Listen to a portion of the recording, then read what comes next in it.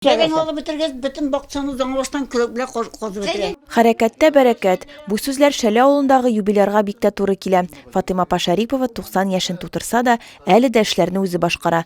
Бәрәңге ала, бакчада яшелчә үстерә, чишмәгә суга да үзе йөри, гөмбә җыярга ярата. 5 намазын калдырганы юк, ураза тота. Очень современная, очень ушлая, в курсе всех трендов. За любой банковской консультацией, за любой новости татарской эстрады, русской эстрады, все, можно к ней обращаться.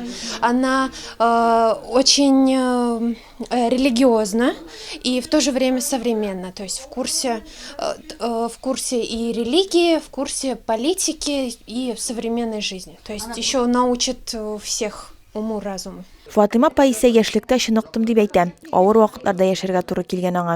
Шуны әйтәм итәде. Урбанга утын туры җибәрделәр безне. Аннан кайткачтагы игенче җибәрделәр. Аннан хайваннар карадык, үгезләрен карадык, сыерларын салдык. Беләсең, безгә хезмәт бик авыр, я.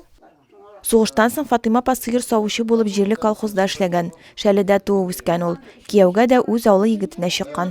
Ире белән 3 бала тәрбияләп үстергәннәр. Главное здесь Фатыма Аби, это богатство у нее, это дети.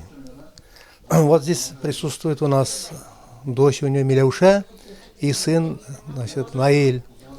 Наиль в этом совхозе работал 20 с лишним лет агрономом, а Миляуша дояркой. Вот она, как воспитала для сельского производства этих детей, и они добросовестно трудились.